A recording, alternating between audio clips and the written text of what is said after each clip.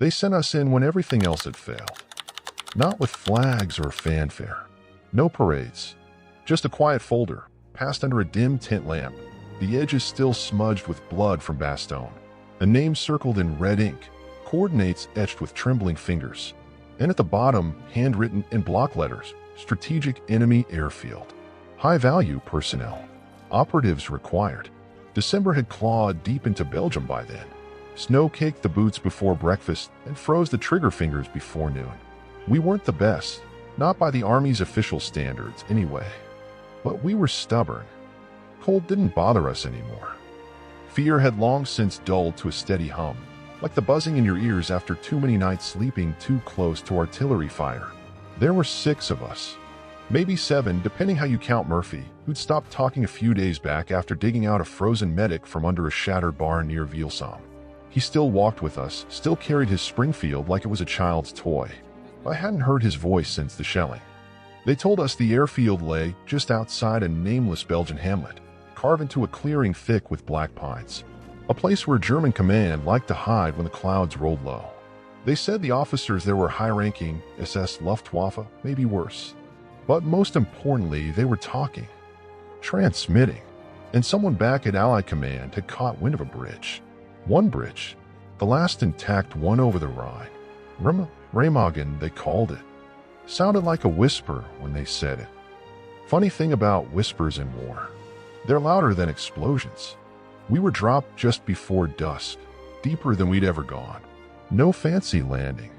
Just the gut-sickening plunge from a C-47 and the sharp slap of snow against your mask when the chute opens late. I hit a tree, cracked 2 ribs, kept moving. Sergeant Dale broke his wrist, refused morphine. Said he needed a clear head to shoot straight. The woods were wrong. That's the only way I can put it. Like they were listening. We'd trained for the silence of war, but this wasn't silence. This was waiting. Trees didn't sway, though the wind was strong. Crows didn't call, though the air promised death. Even the snow seemed hesitant to fall. We marched through that haunted forest with only a compass, a half-frozen map, and the sound of each other's breath. No fire, no chatter, just hand signals and a metallic taste of old fear. On the second night, we found the tracks. Fresh boot prints in the snow, too clean to be ours. A narrow trail, looping toward a ridge we hadn't planned on crossing. Murphy pointed at them, his first real reaction in days.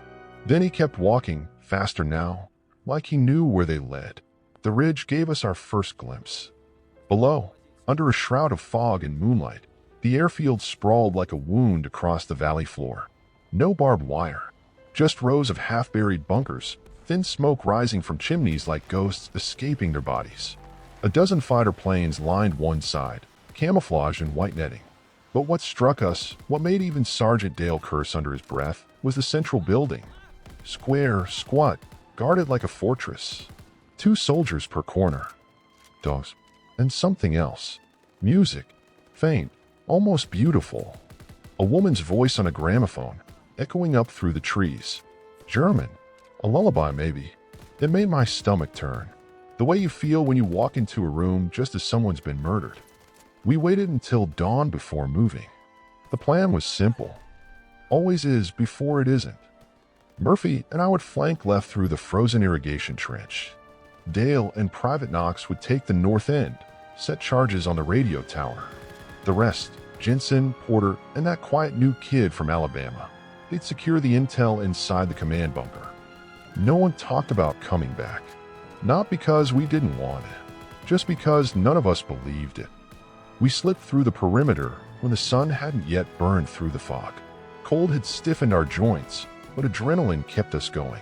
I still remember the way the frost crunched under our boots, muffled by the sound of a distant plane taking off. Then came the dogs. German shepherds, 2 of them, trained and lean. They came out of nowhere. No barking, just fury. Murphy took one down with his knife, fast and silent. The second latched onto his arm. I fired once. Then again. Blood soaked the snow like ink in a white canvas. We didn't stop. Couldn't. We were too close. Inside the command bunker, it was warm. Smelled like oil, coffee, and something else, something metallic and wet. The German officers were caught off guard. One reached for his pistol. Murphy shot him in the knee, then the head. The other raised his hands and started speaking in perfect English. "I suppose," he said, "you want the bridge?" None of us responded. I remember Jensen staring at him, eyes wide like saucers. Then the German smiled, slow and toothy. He nodded toward a drawer near the desk. Inside were documents, maps, blueprints, and at the bottom, photographs. Grainy black and white, but unmistakable. Remagen, the Ludendorff Bridge, loaded with explosives. The Germans started laughing. Soft at first, then louder, wilder, until Jensen hit him across the face with the butt of his rifle. The laughter stopped. The room fell silent again. Outside, I could hear shots, screams. One of ours, maybe two. Sergeant Dale's voice barked something I couldn't make out. We had to move. We grabbed what we could, files, film canisters, anything that looked remotely useful, and ran. But by then, the base was fully awake. Lights flared. Sirens wailed. Bullets ripped through the trees as we scrambled back the way we came. Knox was gone. Porter, too. The new kid was dragging one leg, blood trailing behind him like a red ribbon through the snow. Dale covered us from the ridge, picking off soldiers with eerie calm. I saw him take one in the shoulder, then another. He didn't flinch, just kept shooting. We crossed the perimeter seconds before the radio tower exploded behind us, flames licking the sky like the breath of some furious god. Trees shook. Snow fell like ash. When we finally regrouped, what was left of us, we didn't speak. We didn't need to. We'd done it. We had the plans. We had the proof. And we'd killed enough officers to leave the Wehrmacht scrambling for days. But none of us smiled. That was the thing about that mission. It didn't feel like victory. It felt like survival. And we all knew this was only the beginning. We didn't sleep that night. Not really. Our bodies collapsed beneath the pines, bones trembling from cold and adrenaline withdrawal, but our minds wouldn't let us drift. Not with the sounds we'd left behind still echoing in our skulls. Somewhere beyond the ridge, the flames from the exploded tower licked against the low-hanging sky like a twisted beacon. And even though we'd made distance between us and that cursed airfield, none of us felt safe. The forest, once ominous in its stillness, now growled with the sounds of movement. Not just patrols, not just men. Something else had shifted. Like the trees had taken note of what we'd done, and were deciding whether to shelter us or expose us. The snow that fell through the branches wasn't soft anymore. It stung. It came in sideways, in sheets, piercing through the canvas of our jackets, freezing sweat to our backs. The storm had found us, the kind of Ardennes blizzard that turned entire tanks into white tombs and swallowed voices just inches away. But that was the trade-off. The chaos of the weather bought us time. No aerial patrols, no clear tracks for the Germans to follow. But it also meant we had to move slower, tighter, more careful than ever, especially with what we were carrying. Murphy kept the satchel pressed to his chest like a relic, like something holy. Inside were the Remagen Bridge blueprints, details about the explosives rigged beneath the support beams, and lists, long, cold lists, of names and ranks. People the Germans trusted enough to defend their last escape route over the Rhine. I remember the way Dale looked at the papers under the flickering light of a cigarette he couldn't afford to waste. He didn't say much, just held one photograph a bit longer than the rest. A blurry snapshot of the bridge itself, black steel arching over the gray waters, lined with shadowed shapes that could have been anything. Guards, engineers, ghosts. The picture was stamped in the corner with a date we all recognized. Just 2 days from now. A red X marked the base of one of the central pillars. We didn't need to guess what that meant. Dale passed the photo back, nodded once, then simply said, "They're going to blow it. If they lose the bridge, they lose the river. If they lose the river, they lose everything." No one answered. What was there to say? We were in too deep already, cut off from any direct line to command, carrying intelligence that could shift the course of the entire campaign, and too far behind enemy lines to call for extraction. The snow was our only ally, and even it seemed ready to turn on us. By morning, if you could call it that, since the sky never really brightened, we reached the edge of a ghost village. No name, no signs, just empty stone homes half buried in white, windows shattered inward, as if the buildings themselves had tried to collapse into themselves and disappear. We debated sheltering inside, but Dale overruled it. "Too obvious," he muttered. "Too easy to box us in." Instead, we set up a narrow perimeter near the church ruins, the only structure still standing tall. Its steeple was cracked, the bell missing, but the doorway offered a sliver of cover. That's where we decided to warm our frozen fingers, review the documents again, and try desperately to reach someone on the emergency radio. Jensen, our comms man, had taken shrapnel during the firefight, and his hands weren't working right. Every wire he touched seemed to bite back at him, but he refused help, gritting his teeth and working the receiver like a man possessed. Static roared from the speaker, angry and wild, and we sat there, huddled close, waiting for something, anything to cut through. When it finally did, it was barely more than a whisper. "Repeat, identification, over." Dale grabbed the receiver before Jensen could reply. His voice, usually low and methodical, cracked slightly under the strain. "Foxtrot Zulu Niner," he said. "Code Black Priority." "Repeat, we have Black Priority documents." "Target, Remagen Bridge. German demolition imminent." More static. A pause. Then, almost reluctantly, acknowledged. "Extraction window, 12 hours. Rendezvous at marker Echo 7. Burn everything else. 12 hours." That was all we had to cross 15 kilometers of deep forest, enemy territory, and a growing web of patrols now surely hunting us. But that wasn't the worst part. Echo 7 was east, toward the river, toward Remagen, toward the storm we just tried to outrun. We didn't waste time. Murphy, now fully returned to himself, or maybe something harder, colder, took point, leading us through trenches and deer trails that twisted like veins through the hills. He didn't speak, didn't hesitate. Just walked like a man with a final destination already chosen. The new kid, we still didn't know his real name, only that he'd been called Bama by the others, kept up despite the wound in his leg. The blood had frozen into a crusty black line down his calf, but he didn't complain. None of us did. What we didn't expect was the ambush. It hit us near a logging road just outside the village of Hurtgen, where the trees thinned and the snow was stained with tire tracks. We saw the first glint too late, a helmet catching light, a rifle barrel swinging. Then came the shout, not German, but thick and fast and terrified. An SS patrol, 6 men, maybe more, dressed in white overcoats, rifles raised like teeth in the jaws of a trap. The firefight was fast, blinding.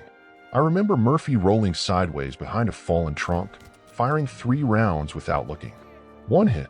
Jensen dropped low, pulling Bama down with him just as a bullet tore through the air where his head had been.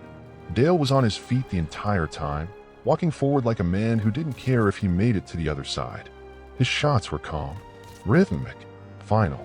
When the smoke cleared, it was over in minutes. 5 Germans dead. 1 limping into the trees before collapsing in the snow, red pooling out like ink from a broken bottle. But we paid for it. Jensen was hit in the neck. Not fatal. Not right away. But the bleeding wouldn't stop, and we didn't have the supplies, not in that cold. We tried, of course. Wrapped his scarf, pressed our palms against the wound. But there's a certain look a man gives you when he knows. When he's just waiting for you to accept what he already has. He grabbed Dale's sleeve, pulled him close, whispered something none of us heard. Then he went still. We couldn't stop, couldn't even bury him properly. Just covered his body with snow, left his dog tags beneath a chunk of ice, and whispered promises none of us believed we'd keep. By the time we reached the river's edge, night had fallen again, thicker than before, and the bridge, that bridge, stood in the distance like a specter. Columns of steel. Lines of figures marching back and forth. Lights flickering through the snow. Too many for a standard patrol. They were preparing. Something was coming. And we were out of time. We watched from the tree lean for what must have been over an hour, though time had become a meaningless, heavy blur by that point. The bridge, the famed Ludendorff at Remagen, stretched before us like some steel serpent wrapped in fog, each span lined with dark, angular shapes that resolved into German helmets when the wind parted the snow curtain. The Rhine beneath it moved sluggishly, black and glistening like oil, unfrozen despite the bitter cold, as if the river itself refused to sleep. Along the far shore, faint red lights blinked in patterns we didn't understand, some coded rhythm between engineers and sentries. We were too far to hear voices, but now and then the wind carried short bursts of shouting, urgent, clipped commands in sharp German tones, and the occasional growl of machinery being shifted or fueled. We had confirmation not just on paper but with our own eyes. Demolition charges were being staged along the bridge's lower supports, the same positions marked on the blueprints we'd taken from the airfield. They weren't waiting for Allied armor to reach the waterline. They were preparing to blow it preemptively, maybe even within the hour, maybe as soon as the retreat from the bulge turned into a full rout. There was no doubt, if they lost that bridge, they weren't going to let it fall into American hands intact. We had to act, but we were fractured, physically, mentally, emotionally. There were 4 of us left, each man worn down to his final thread of strength. Murphy hadn't spoken since Jensen died, not even a nod or grunt, just kept moving with those same cold eyes that had grown emptier with every mile. Bama limped badly now, barely concealing the pain in his leg, and even though he hadn't lost much blood since we packed the wound, his skin had taken on a worrying, pale blue hue that made me think of corpses left out too long in the frost. Porter, the quietest of us, hadn't said a word all day, but he clutched that satchel with the bridge intel like his life, or maybe his soul, depended on it. Dale was the only one who still looked like a soldier. He didn't flinch, didn't falter, and even though his right arm was clearly stiff from where he'd taken shrapnel near the airfield, he carried himself like he'd been forged for this, for the weight of command in hopeless situations. We retreated from the ridge and huddled in a hollow behind a crumbled barn, out of sight from the bridge's patrol lines. There was no fire, no heat, just breath steaming into the air as we bent close and tried to agree on something that resembled a plan. The extraction point, Echo 7, was still nearly 3 kilometers downstream, but Dale was convinced that if we didn't intercept the demolition team before they completed their setup, there wouldn't be a bridge left for the Allies to save. We couldn't reach our commanders again. The radio had died sometime during the march, its circuits probably frozen or fried, so it was up to us. Just us 4 half-broken men, a satchel of stolen documents, and a shared understanding that we weren't expected to return. The plan that formed in that bitter hollow was madness, even by the standards we'd grown used to. Murphy and I would flank north toward the riverbanks and try to get eyes on the supply convoy reportedly moving explosives across the bridge. If we could intercept it, even partially, we might slow them down or scatter their timing. Dale and Porter would approach from the opposite end, posing as Wehrmacht engineers under the cover of a snow squall that had just begun drifting in. The uniforms we'd stripped off the airfield dead wouldn't hold up under real inspection, but from a distance, under low visibility, it might buy them the seconds they needed to get close. The goal wasn't to destroy the bridge, nor even to hold it. It was to delay the Germans just long enough for the next wave of Allied troops, presumably somewhere behind us on the march from Bastogne, to make contact. If we were lucky, they'd arrive before the bridge was lost. If we weren't, we'd die buying them that chance. And so we moved. No promises. No speeches. Just a glance between each man, that quiet soldier's nod that says more than any words, see you on the other side or not. Murphy and I dropped low and began crawling along the frozen riverbank, using every stone and drift as cover. The snow burned against our skin, melted briefly by body heat and then freezing again, coating us in icy layers that slowed even the smallest movement. But the river worked in our favor. The wind kept blowing downstream, masking our scent and flattening the snow beneath us so we could move without sinking too deep. Every 10 meters we paused, checked for patrols, and moved again. At one point we passed the body of a German soldier slumped against a tree, half buried in ice, his helmet gone and eyes wide open, staring up at the night as if still shocked by his own death. We reached the supply path just in time to see the convoy coming. 3 open-bed trucks, headlights dark, chains rattling under the wheels, tires wrapped in cloth to muffle sound. The first truck was full of crates marked with red tape and black stencils. German engineering didn't leave much to the imagination. The symbols meant high explosives, enough to tear apart a structure twice the size of the Ludendorff. And they were heading straight onto the bridge. Murphy gave me a look, not fear, not even concern, just one eyebrow raised, asking the silent question, now or never. I nodded. We moved faster than we should have, abandoning stealth for speed. We had no heavy weapons, only grenades and rifles. We let the first truck pass, then ambushed the second. Murphy threw his first grenade under the axle with the kind of calm I'd never seen before. Not anger, not urgency, just precision. The explosion sent the truck sideways, tearing the tires apart and flipping its cargo into the riverbank. Screams followed, shouts in German, and soon muzzle flashes erupted from the third truck. We hit the ground and returned fire. I think I saw Murphy take one to the shoulder, but he didn't stop. He was already moving toward the wreckage, using the chaos to push forward, tossing another grenade into the cab of the third truck. More fire, more screams. Smoke began pouring into the night, thick and oily, cloaking everything around us in a haze. From the bridge, a siren wailed. Lights blinked on. The Germans knew. On the far side, I spotted Dale and Porter, barely distinguishable in their white gear, moving swiftly toward the central arch. There was a moment, just before the smoke overtook my vision, where I saw Dale raise his rifle and fire into a guard tower. The figure above collapsed backward into the abyss.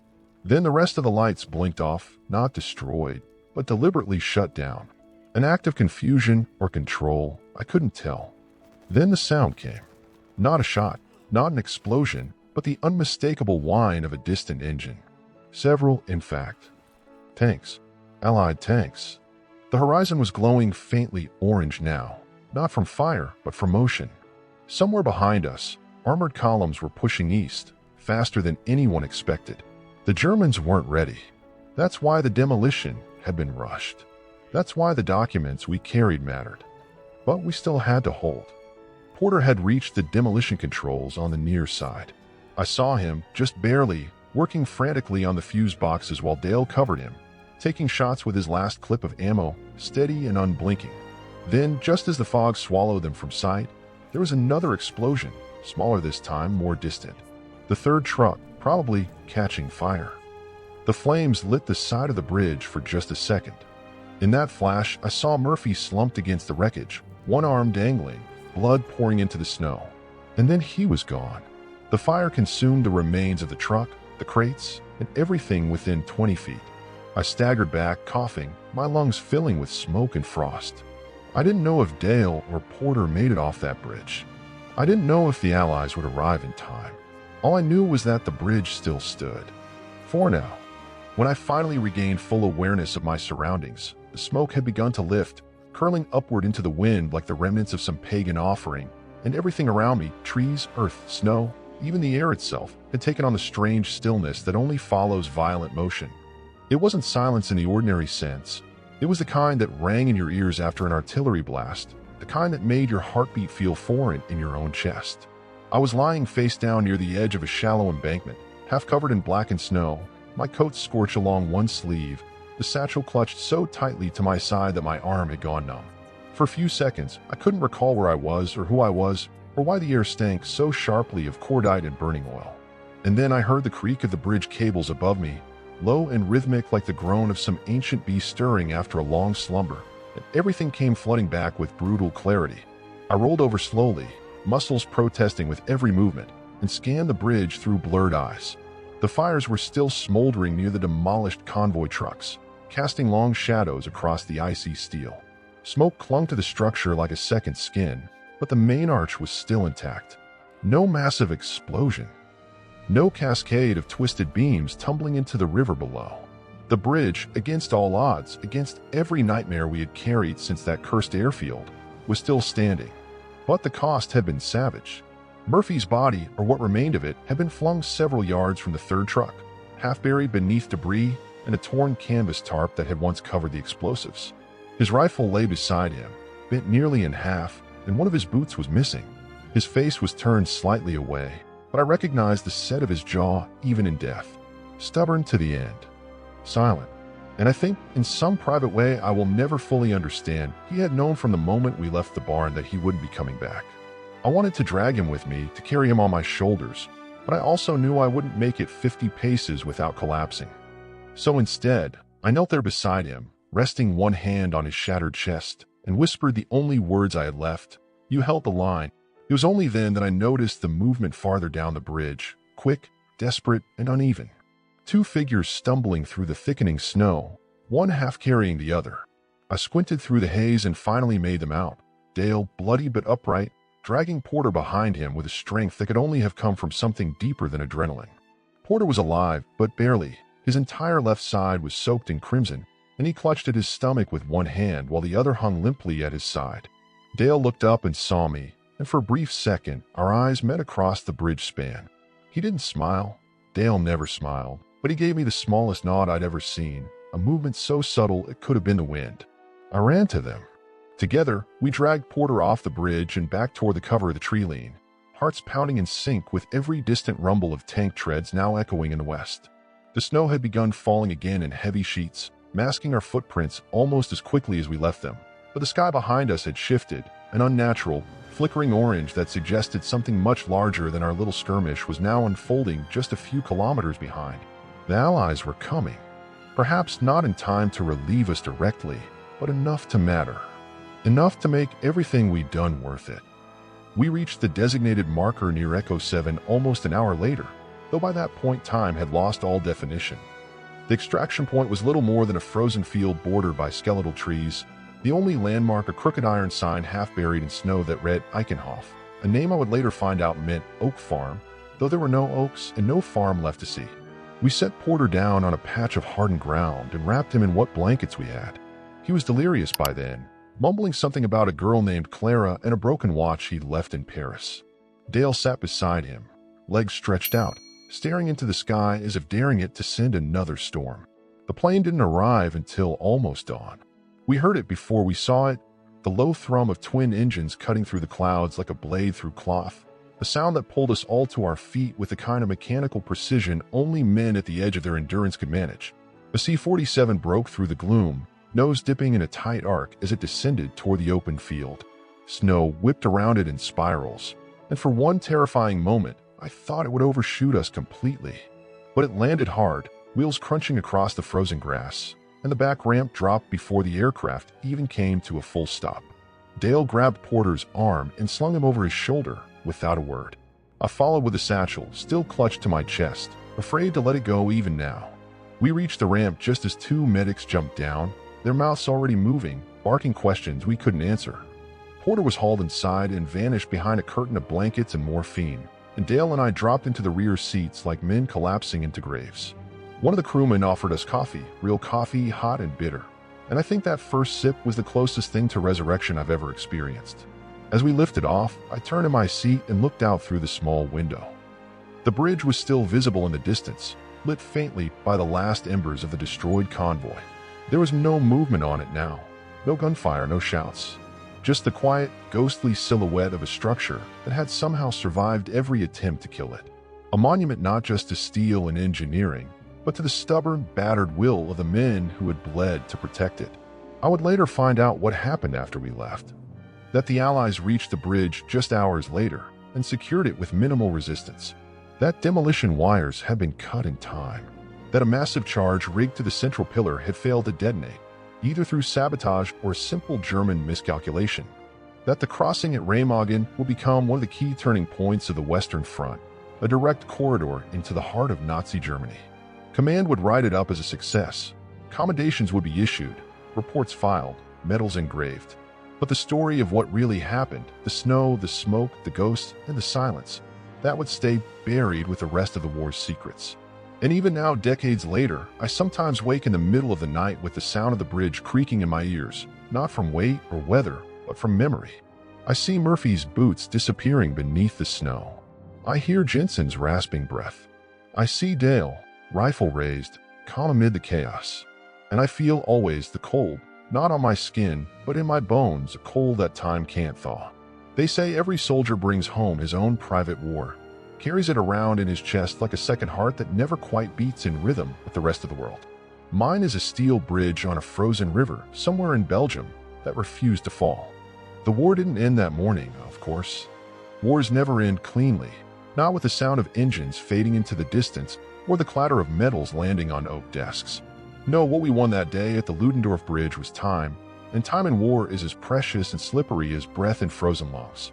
We bought the hours the generals needed, the hours Eisenhower's maps demanded, the hours that thousands of boys with boots full of snow and minds full of ghosts depended on without ever knowing our names. That bridge, that narrow arch of steel spanning the Rhine, became a symbol before the last bullet cooled. And yet, for us, for those who limped or were carried from the edge of that night, it remained something quieter, something more personal. It was the line between what we had been before and what we would carry afterward. The flight out of Germany blurred into a haze of gray corridors, antiseptic lights, and men in white coats asking questions we no longer knew how to answer. They poked and prodded, checked pupils and wounds, drew blood and whispered to each other in tones meant not to alarm. But no one talked about the real damage, the kind you can't bandage, the kind that doesn't show up in x-rays. Dale spent most of those first days after extraction seated silently by the window of the field hospital in Luxembourg, eyes fixed on a snow-covered field where children sometimes played near the village outskirts. He never commented on what we'd done, never asked about the satchel or the bridge or the men we'd lost. He simply sat there, polishing his rifle with the care of someone brushing dust from a gravestone, saying nothing but always watching. Porter's condition stabilized within the week. The bullet had missed his spine by a matter of centimeters, but had torn enough muscle and tissue to guarantee a long recovery. He didn't complain. Not once. I visited him daily, sometimes in the mornings, sometimes just before lights out, and though we didn't talk much, the silence felt less like a void and more like an understanding. Occasionally, he'd grip my hand as I turned to leave, just a brief squeeze, and I knew he remembered the bridge, remembered the smoke, remembered what we had chosen not to say in those final moments beneath the pines. The army, true to form, was quick to transform our chaos into narrative. There were commendations, distinguished service crosses for Dale and Porter, posthumous silver stars for Murphy and Jensen, an unceremonious file note for gallantry under exceptional risk, placed in my own record like a sticker on a child's drawing. The documents we recovered from the airfield became part of something much larger, a shift in strategy, a tightening of the Allied grip around the German interior. Commanders quoted our mission in briefings, referenced the Ardennes infiltration team, as though it had been assembled with the foresight of prophets and not the desperation of exhausted officers trying to stop the bleeding. They never mentioned how we'd slept in mud, how we'd eaten snow to stay hydrated, how we'd burned letters from home just to keep fingers warm for another hour. Eventually, we were given the choice all surviving operatives are offered at some point: redeployment or return. I chose to stay. Maybe it was guilt. Maybe it was inertia. Or maybe I wasn't ready to step back into a world where people still smiled in photographs and didn't instinctively look toward the horizon at every sudden noise. Dale, unsurprisingly, signed up for another rotation before the ink was dry on his after-action report. I caught a glimpse of him once more that spring, seated alone on the hood of a Jeep, helmet resting beside him, staring at the sky as Allied planes roared overhead en route to the final push into the Ruhr. He saw me watching, gave the same quiet nod he'd offered on the bridge, then turned back to the horizon. That was the last time I saw him. Years passed. The war ended in flags and speeches, in photographs of smiling men holding their helmets high as they boarded ships bound for home. Cities were liberated, borders redrawn, enemies tried and hanged. The world exhaled. But for many of us, the rhythm never returned. I went back to the States eventually, returned to the neighborhood where I'd grown up, the one with the elm trees and the cracked sidewalk outside the old movie house. People were kind. They asked respectful questions. They told me I looked strong, and I learned slowly to wear the war like a coat, present worn, but never quite removed. Sometimes, late at night, I'd open the small tin box I kept tucked beneath a loose floorboard in my study.